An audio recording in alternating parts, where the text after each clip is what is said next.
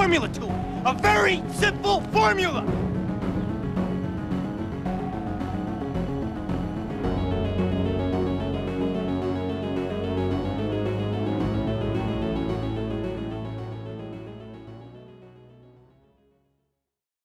Hello everybody, what is going on? Welcome to another slasher video. My name is Jared, and in this video we will be talking about the new Texas Chainsaw Massacre movie, 2022 Texas Chainsaw Massacre. I still am very mad at that name choice, regardless of my feelings about the movie. That is such a bad name.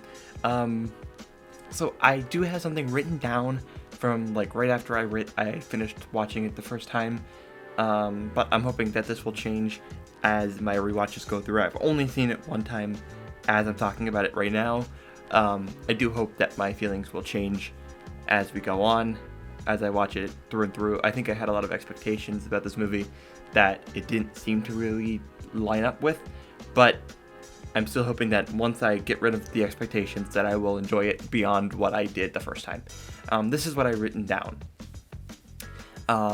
Again, this is a little harsher, I think, than it should have been because I was really feeling it, but this is how I written down, and I'll try to explain it.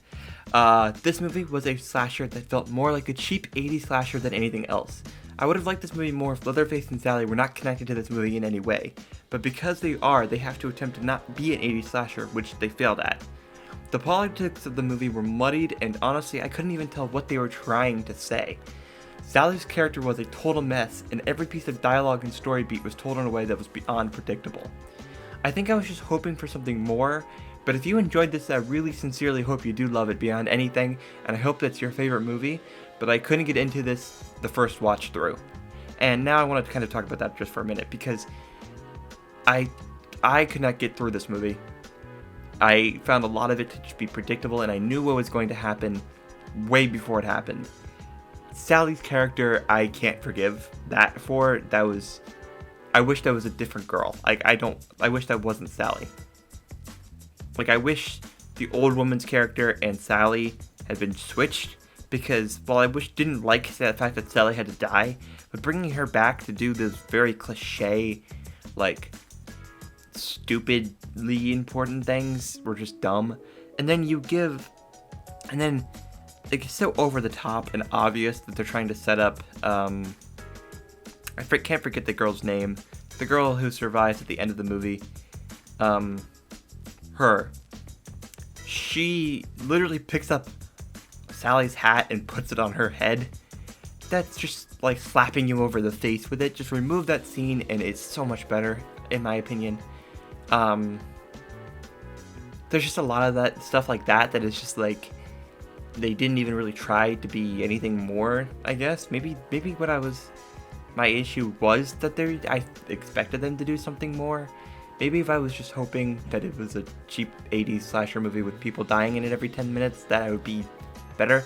But just because I'm so, like, I've studied the 1974 movie, that I just kind of expect that to kind of be what every movie is in the series, which I guess is a bad thing.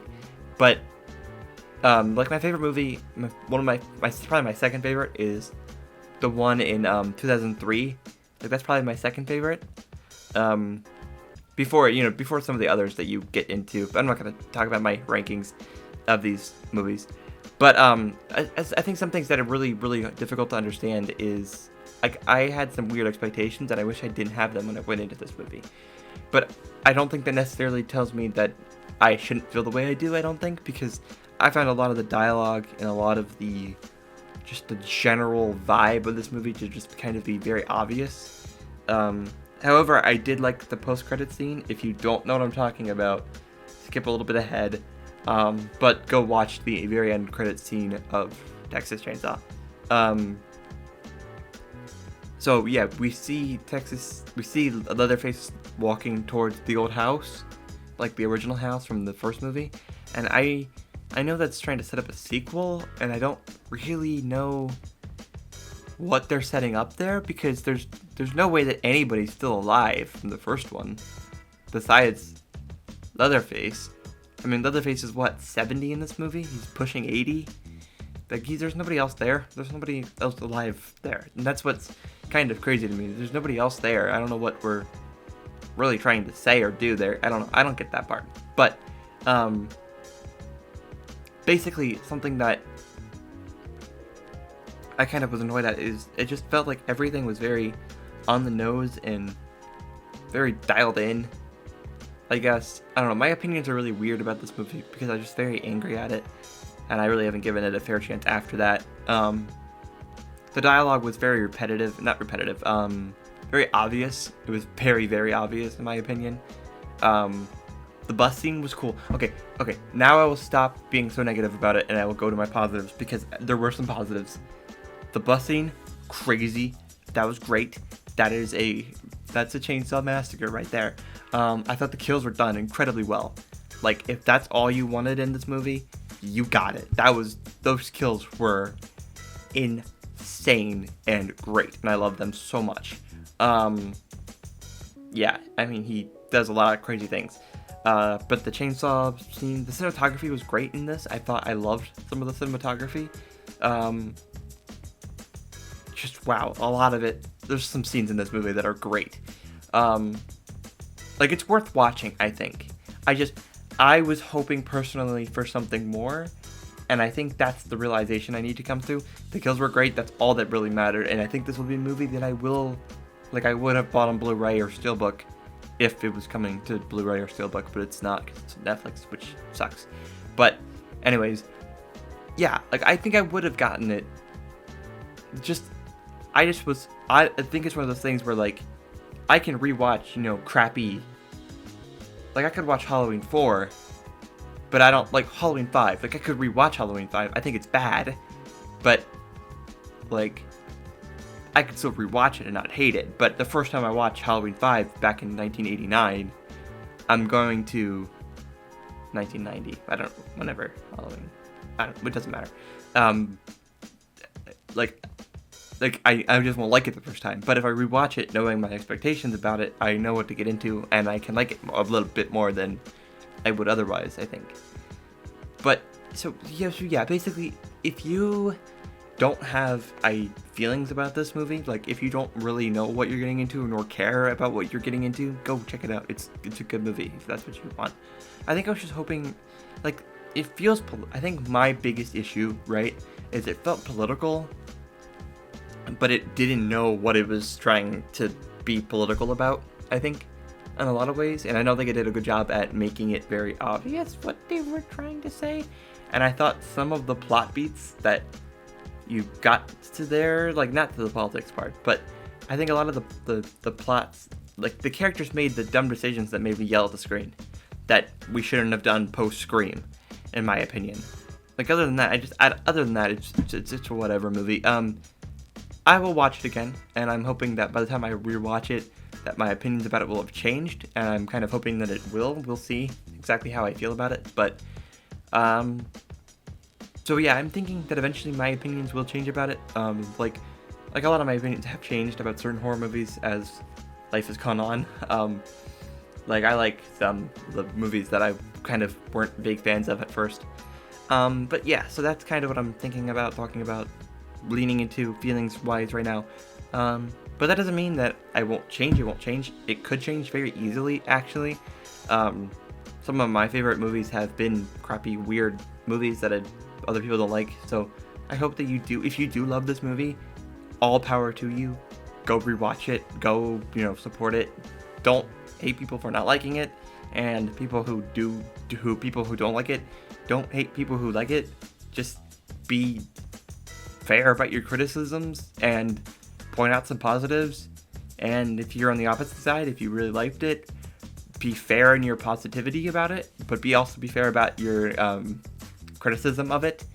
I think all in all, what we have to be paying attention to really is it's a horror movie.